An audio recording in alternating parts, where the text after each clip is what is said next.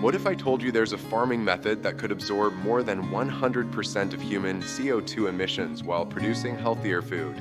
Here's the reality check we need. Our current food system generates up to 57% of all global greenhouse gas emissions.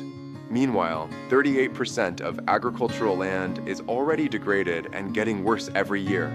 But here's where it gets interesting. Indigenous farmers figured this out millennia ago, and we're just now catching up. They called it working with the land, not against it. Today, we call it regenerative agriculture. Let's break it down. Conventional farming treats agriculture like a factory assembly line. Pump in chemicals, extract maximum yield, repeat until the soil dies. It's literally a linear supply chain mentality applied to living ecosystems. Regenerative farming? It sees agriculture as what it actually is, an interconnected web of relationships. The real game changer is in the numbers. When farmers switch to regenerative practices, soil erosion drops by 80%. Fuel usage plummets by up to 80%. Labor costs fall by 50%. And here's the wild part, yields often increase.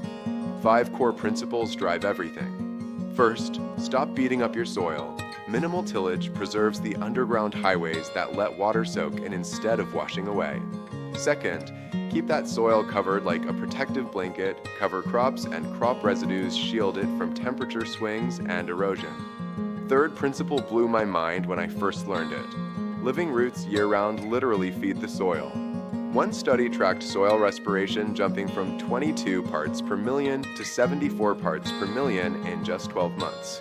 That's the underground ecosystem coming back to life. Fourth, maximize diversity like nature intended. Monocultures are biological deserts. Diverse plantings support complex microbial communities and break pest cycles naturally. The fifth principle ties it all together, strategic livestock integration. When done right, rotational grazing mimics wild herds, distributes natural fertilizer, controls weeds, and cuts feed costs. But here's what really gets me excited about this.